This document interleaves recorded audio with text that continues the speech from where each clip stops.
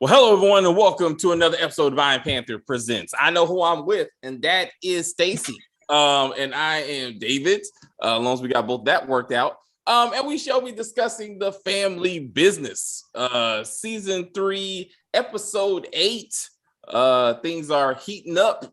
A lot of family things going on, actually. So we got someone who thought was dead is not. Someone who you thought was going but we to never knew who was dead. Huh? We didn't know she was dead, but she's dead. But they thought she was dead, but she really ain't. Yeah, let's try to unpack this, right? So supposedly now we learned that Sage has been dead for 5 years, and since the fuck when and why and how. She dead 5 years when like I said, like season 2, I think episode like 10. Dominique was like, tell her to make sure she gets to Sunday dinner. I thought.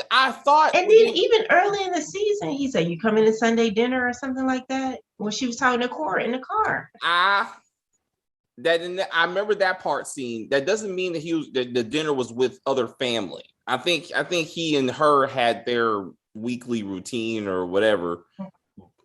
But to your point, I swore one time when they met in the car, when you found out that was her dad, right? He said something to the equivalent of like, "Mom is expecting to see you and your brother exactly at dinner." Right. And I was like, at first when they were talking about Sagittarius, I didn't make the connection. I was like, oh, Sagittarius is Sage, because they're horoscopes in this family. And I was like, okay, where's Leo? Like, let's keep this moving, because Keith just come out of anywhere. Oh, Leo will be next season. Leo will be next season. He or she will be the one seeking vengeance on the Duncans for taking everything from the chorus. Like I have no doubt. Or a brother, like Uncle Leo is coming. Like that's a thing. Uncles and aunties just pop up out of nowhere. So and cousins. I'm about to say about and so it's all on the table. We just haven't because they haven't explained again. So we find out that Patrick, the leprechaun, is the one that apparently tried to kill Sage. For what and how, we have no idea. And it has something to do with the what's that little crew called? The assassin. The guild? The guild. Well, no. He said, once he confronted Alexander, he said, I'm a pull her body in front of the council. Oh, the council is something else? Yeah, I'm like, but what council? I think if they meant the guild, they would have said guild, but I'm like, either way, what group thinks that his daughter is dead, and what did she do that's at the official group level that, like, she must have killed somebody, obviously. I mean, so she must was killing somebody. That's her job. I know. So I'm like, who did she kill? How did Patrick the leprechaun try to kill her? And how did he not confirm that she was dead? And his entire 4 to 5 son family, depending on what scene that you're in, because apparently there was a funeral. So and conveniently closed casket, no one checks on said body. Like even mom was like, I didn't get a chance to say I love you, so there was no body in the morgue. Did she blow up in a car fire? It was magically just disappeared. And all you found was her molars that she pulled out herself.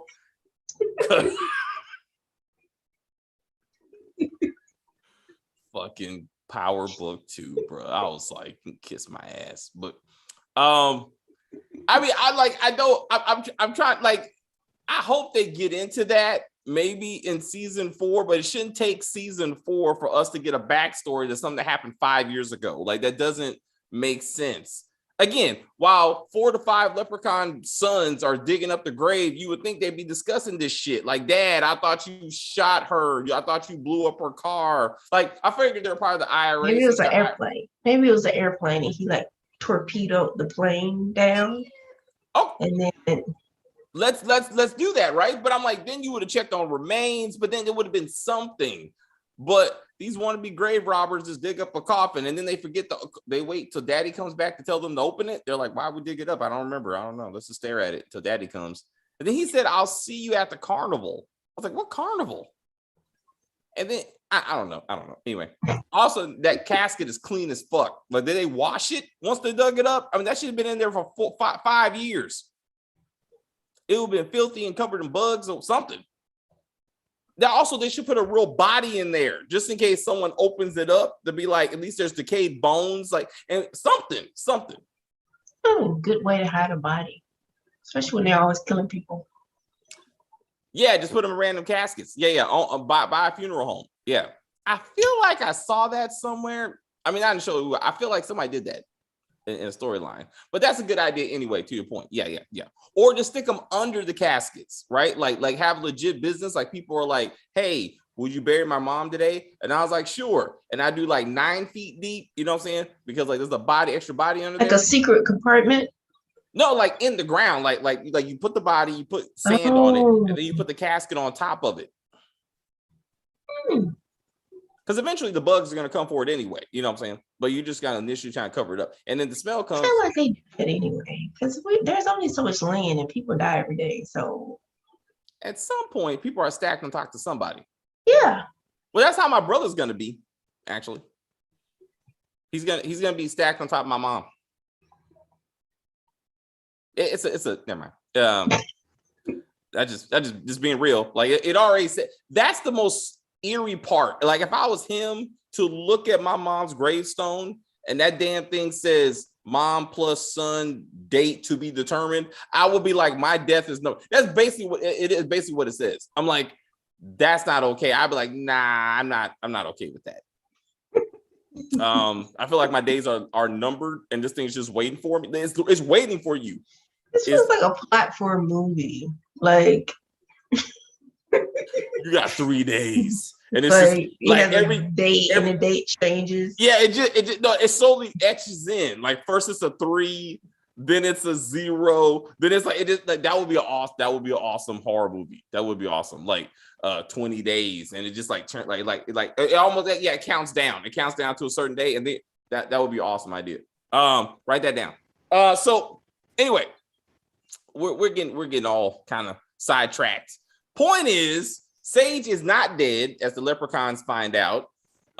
Senor Cruz, unfortunately, witnesses the death of his son at the hands of Sage, who was dressed like she was going to the club. Like, get in the mood to kill. I'm like, that all those studs or whatever on that hood was. She had to fight her way out. She got like talons and stuff. She was about to go out, and now this is ironic to me, since we both met Brandy Evans on P-Valley, where she stayed naked for at least the first like 4 episodes, right? And considering how the family business treated women's outfits in previous seasons, like Sasha and Paris, every time they were supposed to go out there for the kill, they were dressed like they were about to go and strip, like every single time, like titties, ass out, just everywhere, right? So I'm really surprised that, like, and pleasantly surprised that they were like, okay, you know, Brandy Evans, we're gonna dress you all in black, like no need for titties to be out and whatever, you know what I'm saying? Because that don't make any sense. Like I'm glad at least try to dress her like appropriately, if you will, for the situation. Now I feel Sasha was doing it, her titties be out. I think it's a contract somewhere that she's like, no matter what I do, titties out. Like that's just my sign. Anywho. And then when she was holding the weapon was not right. It was obviously cheesy. I did not like that. Like I was like, no, get an actual stand and everything. Be a professional. Like come on, man. You don't use your arm like this and shit. And it was wobbling. Like she was like this. I was like, well, she hit her mark, so that's all that matters. But let's go there. The dot was on his chest. A second later, he pops in the head. Like that's not how that works. The dot should have been up here. Maybe she like analyze the wind conditions and the draft would pull the no, that's not up. So she aimed here to get here. Like you got to calculate like the trajectory, the wind diagonal to the circumference of the circle, and then it's the magic 30 degrees. Bullet. Yes, it's the magic that went down, and they like Wanted. That's the movie I'm thinking about. Wanted. Like she like curved the bullet, so like it went down and then it curved up and just popped in between his eyes. I'm like, it didn't make sense. I was like, but whatever. Anyway, he's down. Again, Was she Senior Cruz. supposed to kill Senor Cruz? Because she was looking and then she had it like aimed, but then she was like, but No, then she didn't do it. no. So Alexander told her to distract Cruz because the operation was going to a senior moment. And he said, what's his vulnerability? She said, I found his vulnerability. So it was always the plan to kill the son to distract Cruz. But somehow she got lucky. And I guess Alexander got lucky that he was actually getting married at that very time. So therefore, the whole family was together. There's a lot of things she didn't know when they came up with this plan. But anyway, I was gonna say that Senor Cruz, he brought the drama, he brought the fashion, him dressing up, oh man, like a mariachi was hilarious. I thought they were gonna start playing the music. As racist as this show is, like all these people are stereotypes. I thought they were gonna bring out the legit mariachi band. The Three Amigos started three Jewish men.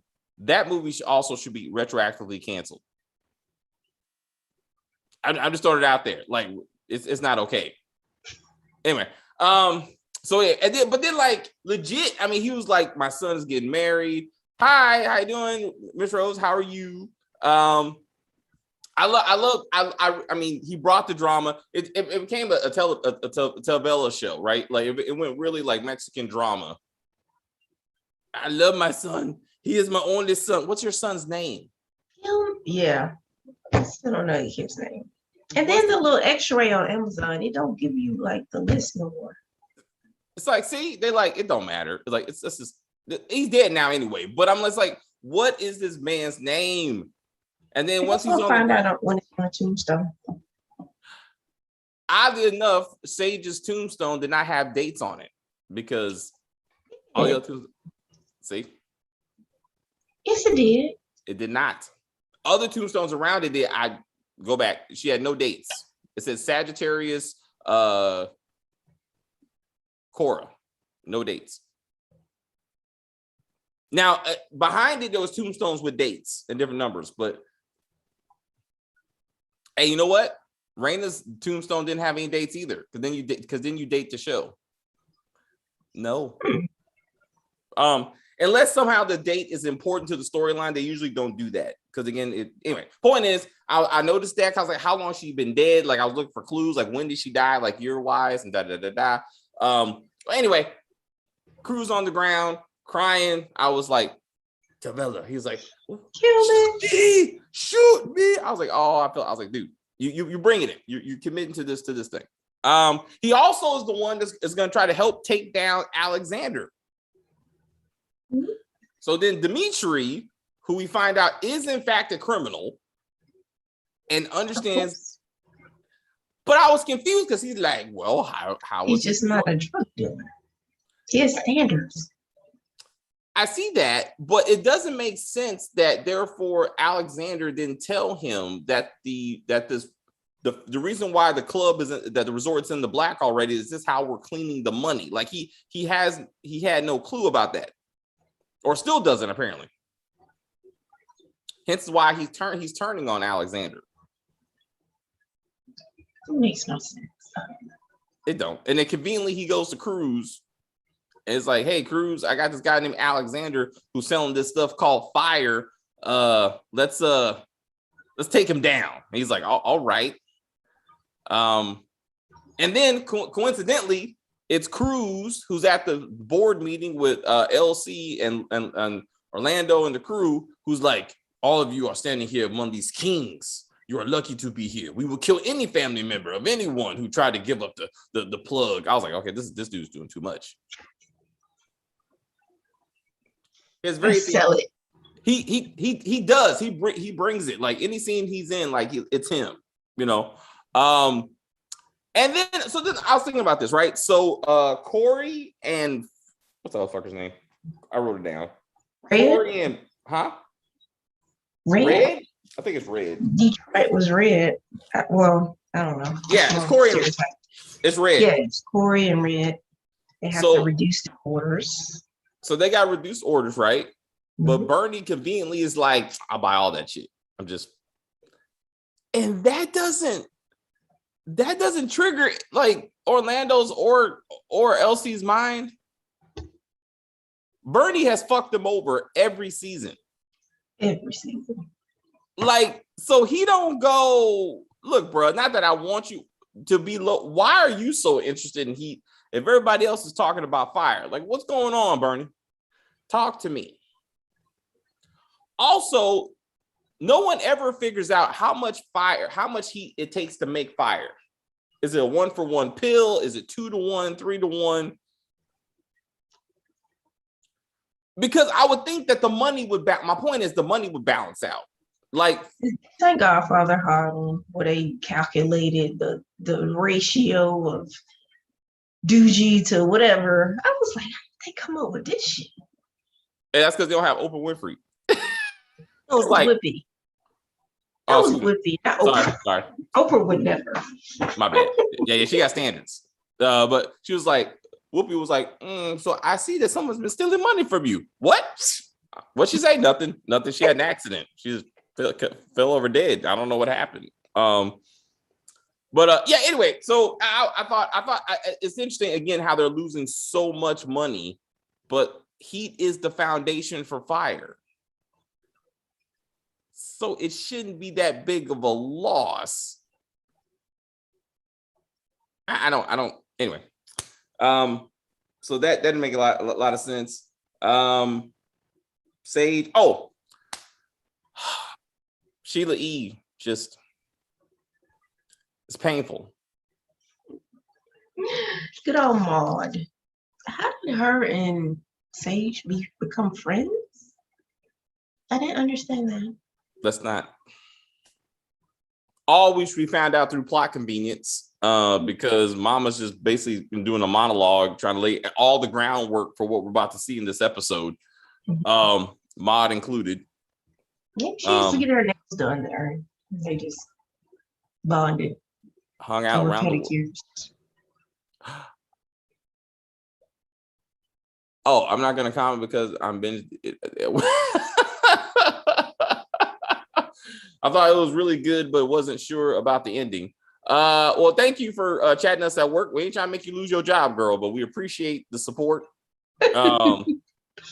Like the pay or wait lady, like she like binges shows at work. It will be like, hey, I'm about to review this. I'm like, what kind of job you got? Because I can't do that. I used to do that on night shift. See, night shift makes sense. I would imagine, because like, it shouldn't be nobody there, just you like small crew, right? But to me, it just makes it seem like this woman had like a day job, and I was like, anywho, we can off track. Let's talk about jobs. So we got drug dealing, we got fire. So yeah, anyway, so Maud is getting high off of fire, and somehow she's not dead yet. Yeah. But she takes a lot of that shit. Anyway, now she's sipping on the scissor, talking to Dominique, and because she can keep secrets. She's like, what did you know about me? And then she immediately just starts opening her fucking mouth. And I was thinking, like, did she not know that Dominique doesn't know that Sage is dead? Don't you think that her best friend would have told her that? Like, this is a secret that I'm even existing. Like, don't tell anybody. But why would she know and nobody else knows? That doesn't make sense. But what you call it know too? Sebastian knew. Because Sebastian was hiring her to do the hits, remember? That's right.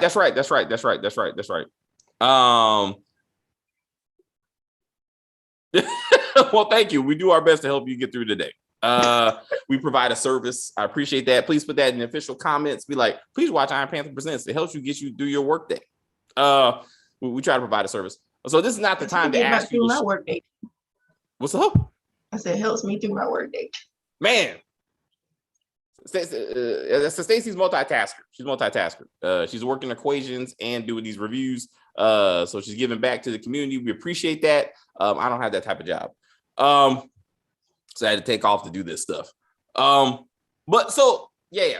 So so you're right. So basically Maud and her brother knew that Sage was alive. So I mean, because so he must have told Maud about the meeting when she was up there flirting with Amin, right? Because that was Amin at that meeting, right?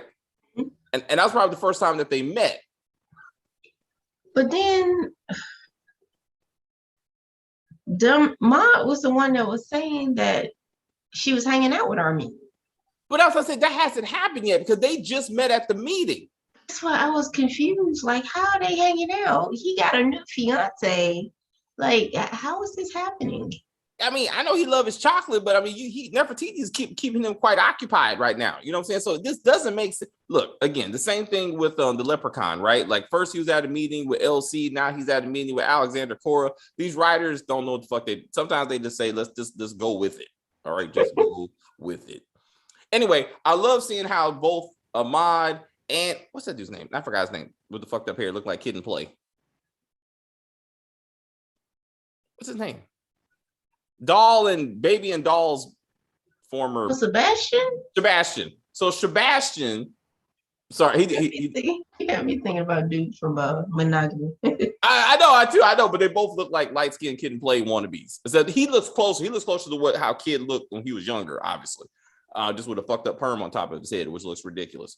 But so Sebastian must have told Maud everything about the meeting, and for some reason also told her that Sagittarius is interested in Amin, I guess, because they all three of them have never been together.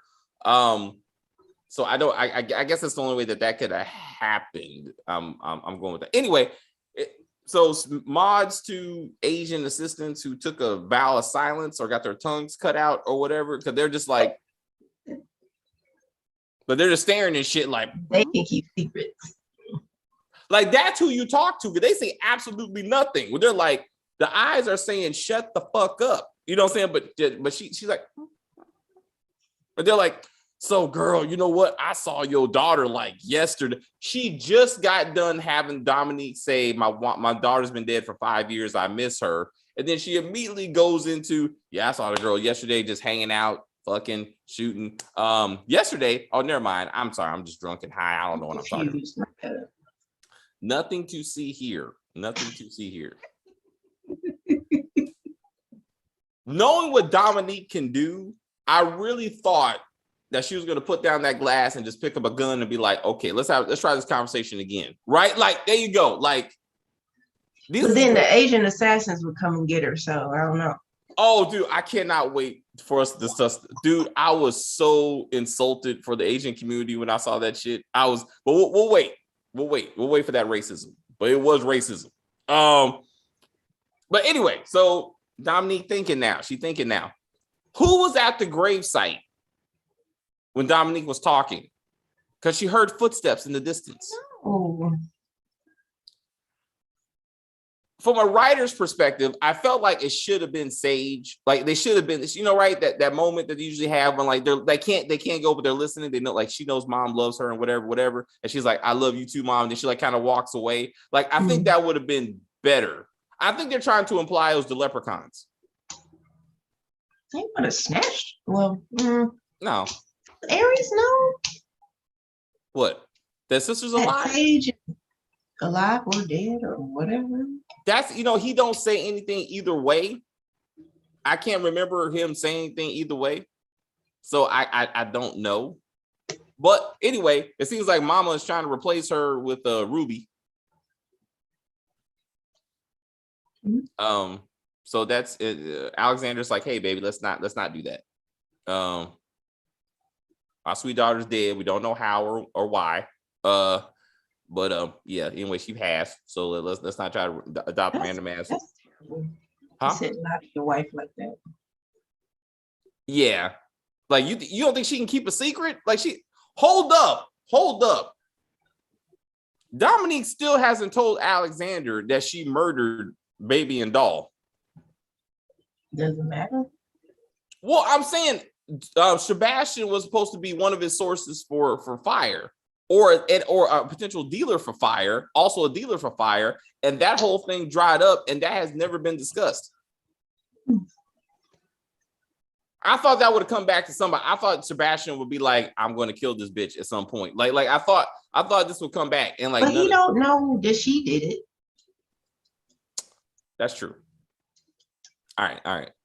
But I mean, you would think that Dominique would have brought this up, like, I got back at the people who fuck with us, something. I mean, they seem to be close. I mean, it's just lack of communication in a relationship. So that I was kind of like, what's going on here?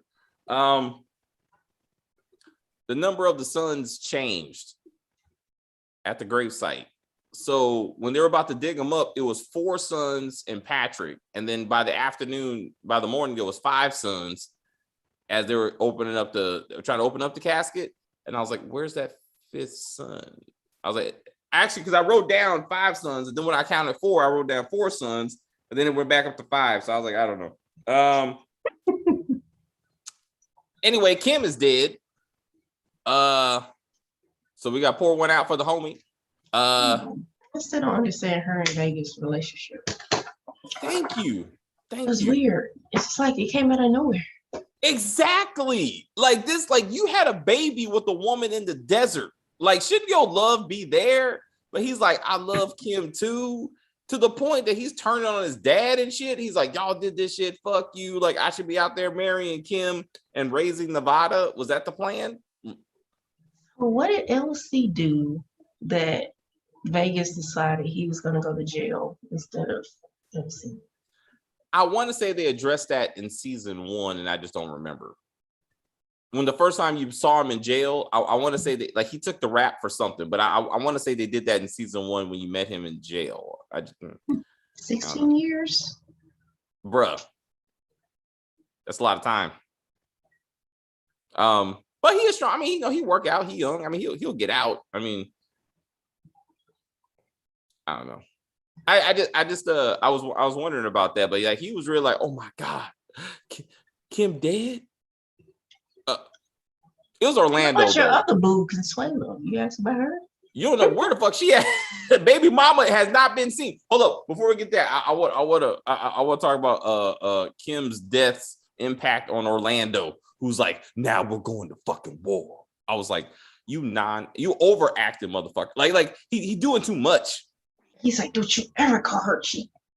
You know how much money I paid for that ass? That was like $2,000 an hour. Like she was expensive. Anyway. She just don't her own drugs, which who does? Right. That's what I got clients for. They paid me in drugs. And he was like, I think she died off of heat. He's like, bitch, I make heat. Let's not do that. Don't be disparaging my drugs name out here in these streets. Okay, we don't kill people. So they couldn't tell the difference between the little red pills and the little yellow pills. Hilarious. She's like, why wasn't Kim so loyal to the heat that she stuck with the red pills and not the yellow pills? Good point too. Right, Also, she should have a heat hookup. She shouldn't have to pay for her own heat. It should be donated to the club. So let's go down this road. So once heat became a thing, like no Duncan should ever have to pay to get into like Hellfire because like it's like for free. Like you have a lifetime supply of heat and all your ladies do, and we hunt for free. They did say like he gives all the girls samples or whatever so they can work and be happy and jolly at work or something. They did? Plus, I think they said something like that, or maybe I'm confusing shows. But like all the working girls got, like uppers. So they can make it through their shifts. I think you're confusing the shows. Okay, whatever. Well, they should have, because I'm sure it's a stressful job. So you need something to kind of take the heat off. Get it? Heat. I see where you're going with that. I see where you're going with that. What's the hell she study? Make sure A student. So that's intellectual conversation with your Jones after you blow them off. That's why I'm saying that wouldn't be take the edge off. It'd be helpful to stay focused, because we got like 2 dicks in your hand. You don't know which one you gotta be like focus. Like I'm focused. I can do this all night. Just be like, hey, since we're talking about that, I just want to tell the story because it's funny to me. All right.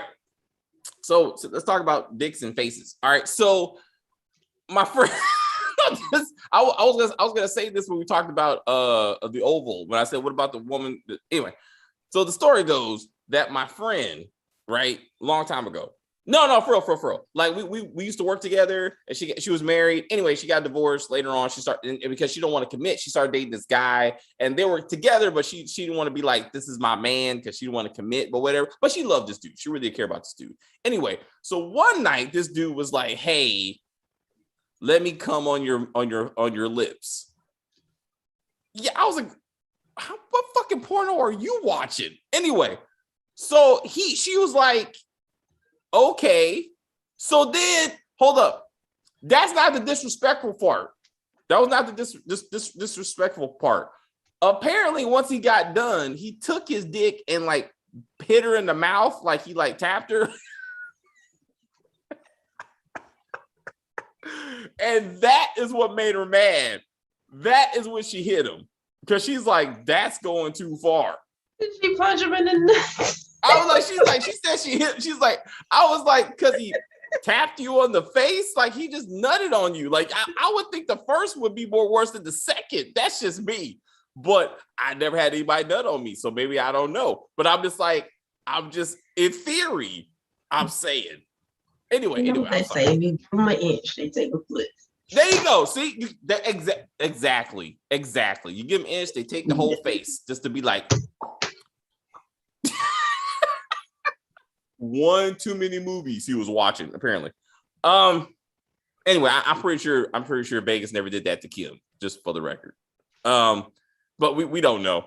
Maybe it was like a Pretty Woman situation. Maybe that was his girl, right? And then he fell in love with her before he went on the mission and had a baby with Consuela, who's about to give up the ass to the old man so she can get out of there or get some food for her cousin.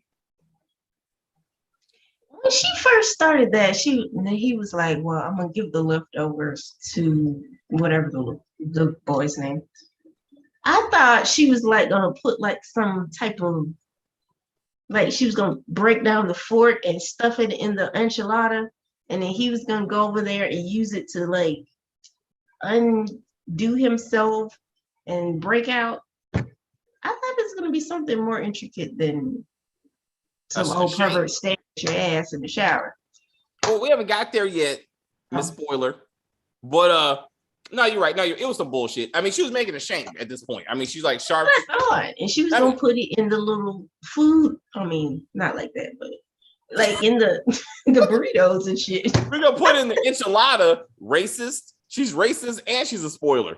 I was like, he did not make enchiladas. They're Mexican, and you said enchiladas. He actually made barbecue. Thank you. He didn't make her no barbecue. He made her enchiladas. All right, man. All right, whatever. Man. Anyway, that don't make racist if it's true. Oh, that's true. That is my line. That is my line. But my point is, you can't stick it in the enchilada. Anyway, I started making the shank. I was like, all right, so she's gonna fight her way out, or she's gonna suck her way out, or maybe a little bit of both. But I was like, at first, I think she was like, I could jack him off and then get the thing. And he was like, he wasn't trying to hear that yet. She has to work up to that. You can't just, roll up to that. That will come later. Her son, I'm gonna get into Little Vegas, as he's referred to, Nevada, who gets a meeting with Natalia and goes, oh shit, my mom's actually legit gone. I might want to look into this. Let me go talk to Juan. His cousin really upset me. Like London's daughter really upset me. You know how much I hate kids doing the fake ass kid voice. Like that really. She's like, hi, Nevada. What's wrong with you? I can't find my mama. You can't find your mama? I don't know where she's at anyway. Oh, do you miss her? I was like, do you got special needs or something? Shit. Like, why are you talking like this? You gotta be like 13. I would think. That's a 24-year-old woman. You know it is. She do look like a little old lady though. But the voice was too much. It was too much. I know you're going for there with her coloring book. Hi, can I doing some calculus or something? Dude, you are a Duncan. You are, I mean, you should be up. You should be pre-cal as a 5th grader. Like that's what you need to be doing. And at the shooting range, you and Nevada need to be at the shooting range right now, preparing something. She needs. Why is she there and not off in Paris in the assassination school? That's where she needs to be right now. Get rid of that child voice upsets me. I just want to say that. I thought you didn't like your mama. I know we had a fight, but I'm doing better now. I understand. I hate my daddy because he's abusive. We're gonna get to that bullshit. Oh man, that made me so mad. But we'll get to that episode. All right. Also, what drug dealer don't realize that there's other drugs out there, bro? Like LC's like, I cannot believe that you would turn on my, on my heat. I'm like, we're criminals, bro. Like, what are we doing, bro? The streets chose fire, bro. I didn't choose it. I just deal it. Go talk to your customers. Lower the price. They said fire is cheaper and more and sells better. That's what he said. So I'm like, lower the price. Sounds like some drug. Huh? Sounds like some other drug that decimated the community. Also true. Interesting that they never made that connection. Like, this is the crack of our day. But it's like, if it's cheaper, I don't know how it's cheaper to produce, but anyway, let's say it's cheaper to produce, and sells better, and it is crack and more addictive. It's crack. That being said, there should have been more news coverage of fire, like sweeping the urban cities or some stupid shit, like just to be like, to really like sell it, like this is a problem. Like that would have been interesting. That would be more interesting than Cora up there announcing acquiring resorts and people looking at him like, oh, he's such a good black man investing in the communities. Like, and placing schools on the continent of Africa. Of course. Schools in Africa. No, but yeah, you're right though. That would have made a better story if they would have been like, because again, if people are dropping like Mel and Kim and soon to be what's her name? Non-actor. What's her name? Maud. Sheila E. Like if they're dropping like that, you would have to think the cops are involved. You know what I'm saying? This would be a nationwide problem. And like, oh, fire is spreading like wildfire. Something like that. Boom, boom. Anything else for this episode?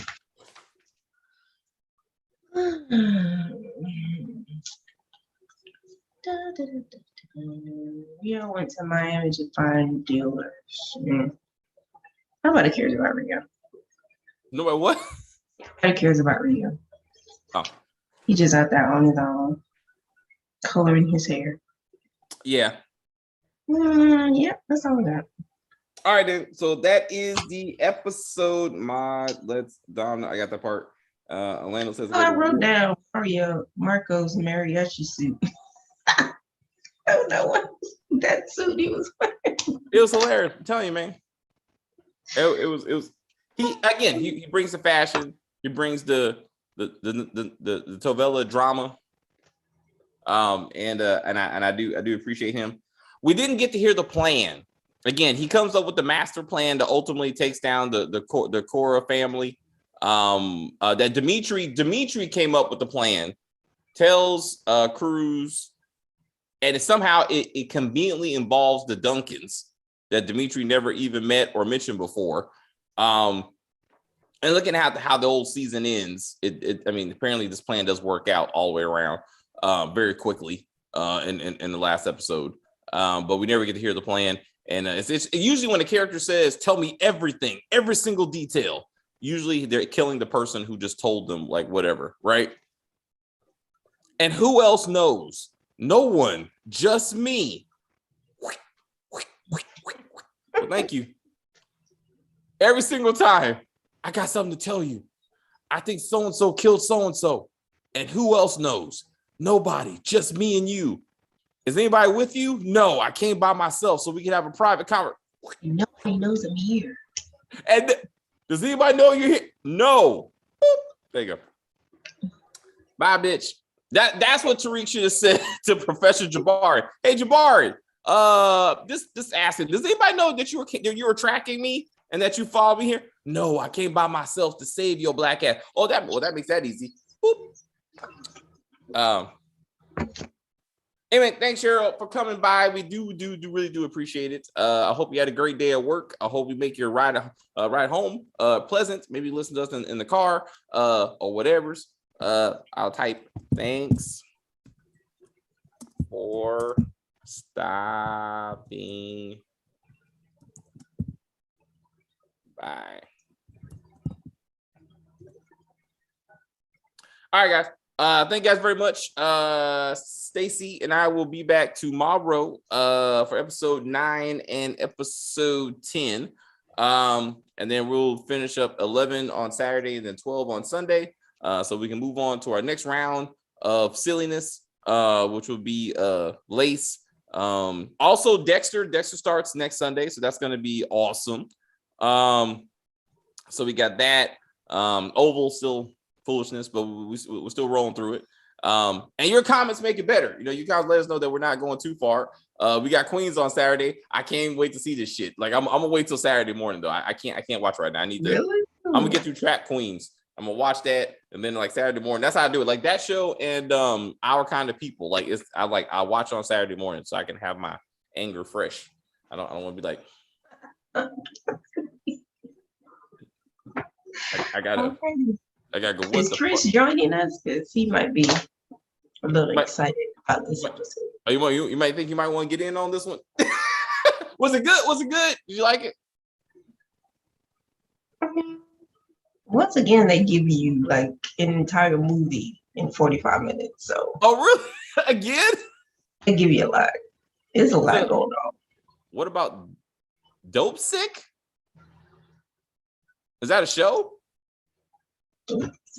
Dope Sick? Never heard of that. Write that down. Is that a TV show or a movie? Never heard of Dope Sick. Interesting. We can look into it. I don't know. What is it? A drama, how one company triggered one of the worst drug epidemics in American history. On Hulu. Is that the one on Hulu? Mm-hmm, mm-hmm. All right. With Michael Keaton?